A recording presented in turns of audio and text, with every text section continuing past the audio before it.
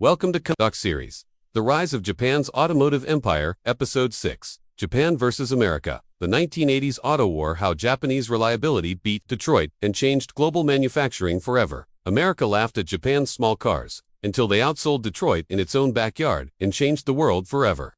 In the late 1970s, America ruled the global auto market. Detroit's Big Three, Ford, GM, and Chrysler, controlled almost everything.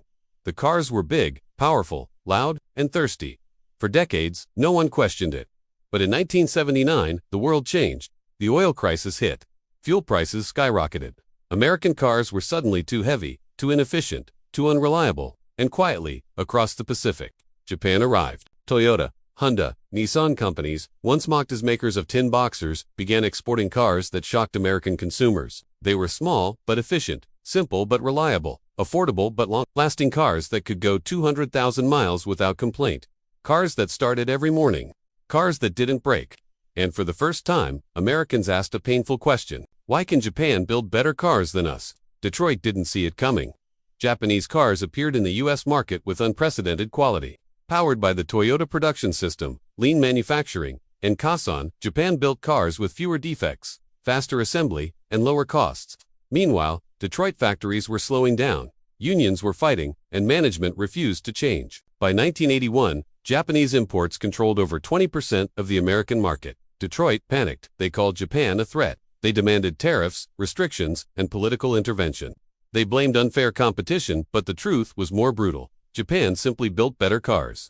Then came the most symbolic moment of the Auto War. Honda opened a car factory in Ohio, the first Japanese automaker to build cars in America. They told American workers, "We don't need faster workers. We need workers who care." And the cars they built, some of the highest quality vehicles ever tested in the U.S. Meanwhile, Detroit launched massive campaigns by American, protect U.S. jobs, stop Japanese imports. But consumers didn't listen. They didn't care where the car came from. They cared about what actually worked. By the late 1980s, Japan had forced the entire world, including America, to change how cars were built.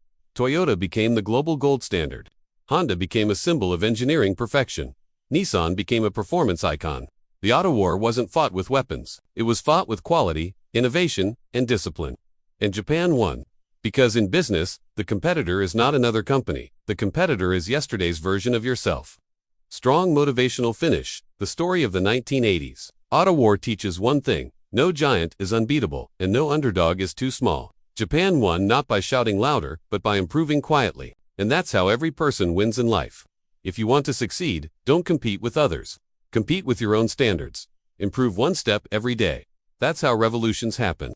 Now tell me, in your own life, where do you need a Kaizen upgrade? Like, share, and subscribe for more powerful business stories.